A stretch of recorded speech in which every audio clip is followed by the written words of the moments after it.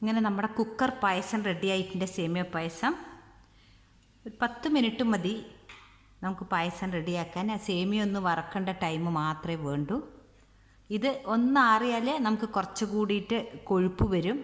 ഇതിപ്പോൾ ഞാൻ ഇളക്കിയിട്ട് കാണിച്ചു തരാം.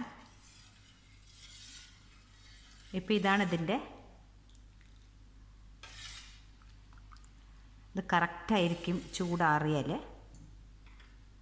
അപ്പം നിങ്ങൾക്ക് എല്ലാവർക്കും ഇത് ഇഷ്ടപ്പെട്ടു എന്ന് വിചാരിക്കുന്നു. ഇഷ്ടപ്പെട്ടാൽ തീർച്ചയായും നിങ്ങൾ ഷെയർ ചെയ്യാനും ലൈക്ക് ചെയ്യാനും മറക്കരുത്. സബ്സ്ക്രൈബ് ചെയ്യാത്തവർ സബ്സ്ക്രൈബ് ചെയ്യണം. Thank you. എല്ലാവർക്കും ഒരു ഹാപ്പി ഓണം. ഇനി ഒരു ഐറ്റം കൂടി ഞാൻ കൊണ്ടുവരുന്നുണ്ട്. ഓണത്തിന് ഒരു പുതിയ ഒരു വിഭവമായിട്ട് വരുന്നുണ്ട്. ഇന്ന് വത്സലാസ് കിച്ചണിൽ ഓണം പ്രമാണിച്ചിട്ട് നമുക്കൊരു കുക്കറിൽ സേമിയ പായസം ഉണ്ടാക്കാം. അപ്പോൾ അതിൻ്റെ റെസിപ്പിയാണ് ഇടുന്നത്. അപ്പം അതിന് വേണ്ടിയിട്ട് ഞാൻ ഒരു പാൻ വെച്ച് കൊടുത്തിട്ടുണ്ട്.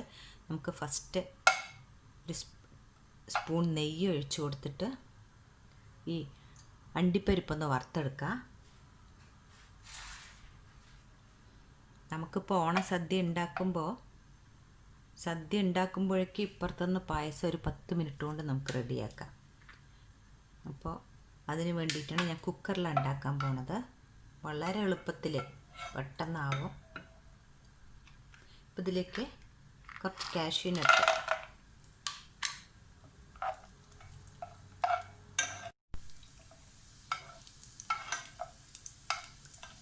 ഇതായിട്ടുണ്ട്. നമുക്കിത് വാങ്ങാം. ഇനി ഇതേ നെയ്യിലേക്ക് ഞാനൊരു 1/4 കപ്പ് സേമിയ ഇതിലേക്ക് ഇട്ട് കൊടുക്കുന്നുണ്ട്. നമുക്കിപ്പോൾ സേമിയോ ഫ്രൈഡ് സേമിയോ കിട്ടും, അല്ലാത്തത് കിട്ടും. എന്നാലും ഒന്ന് വറുത്ത് നെയ്യിൽ വറുത്താൽ അതിൻ്റെ മണം ഒന്ന് വേറെയാണ്.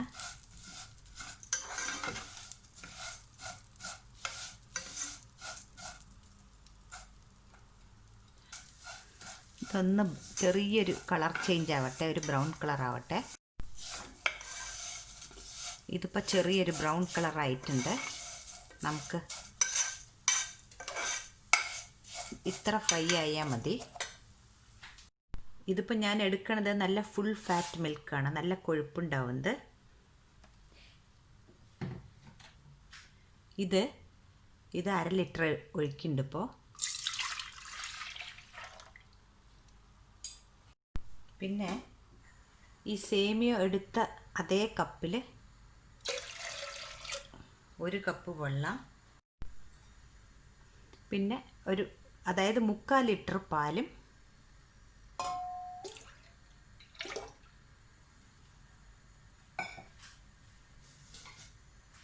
ഈ കപ്പിൽ അല്ലേ സേമിയ എടുത്ത് ഈ കപ്പിൽ നിറച്ച് വെള്ളം ഒഴിച്ചിട്ടുണ്ട്.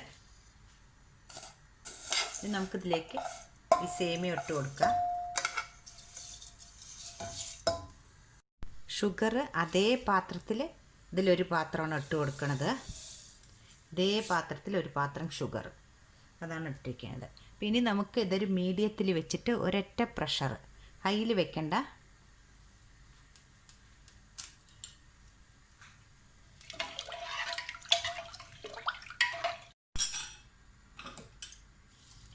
ഇത് നമുക്ക് അടച്ചു കൊടുക്കാം.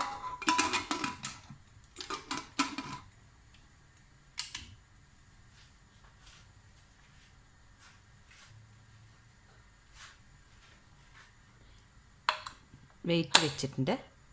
ഒരു പ്രഷർ, അതായത് ഹൈയിൽ വെക്കരുത്.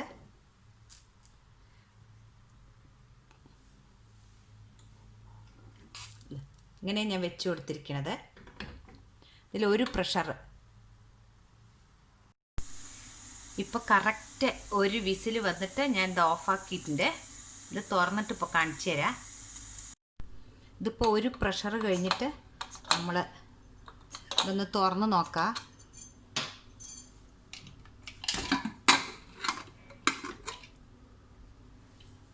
നമ്മുടെ പായസം റെഡി ആയിട്ടുണ്ട്. നമുക്കൊന്ന് ഇളക്കി നോക്കാം. ഇതിപ്പോൾ സേമിയ ഒന്ന് ആറിക്കഴിഞ്ഞാൽ കൊഴുക്കും. ഇപ്പോൾ ഇങ്ങനെയാണ് ഇതിൻ്റെ കൺസിസ്റ്റൻസി. നമുക്കൊരു 5 മിനിറ്റ് കൂടി ഗ്യാസിൽ ഒന്ന് കുറുകാൻ വെച്ചാൽ ഒരു കളർ ചേഞ്ച് ആവും. എത്ര പെട്ടെന്നാണ് ആ പായസം റെഡിയായത്, കണ്ടില്ലേ?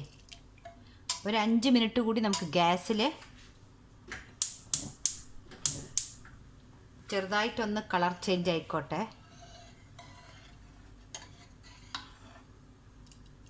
നമ്മളിപ്പോൾ സദ്യ ഉണ്ടാക്കുമ്പോഴേക്കും ഇപ്പുറത്ത് കുക്കർ വെച്ചാൽ പായസം റെഡിയാവും.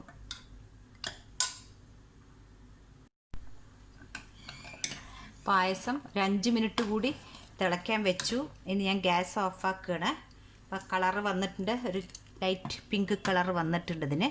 ഇതൊന്ന് ആറിയ ശേഷം നമുക്കിനി ഈ കാഷ്യൂ ഇതിലിട്ട് കൊടുക്കാം. വറുത്ത് വെച്ച കാഷ്യൂ. ഗ്യാസ് ഓഫാക്കാം.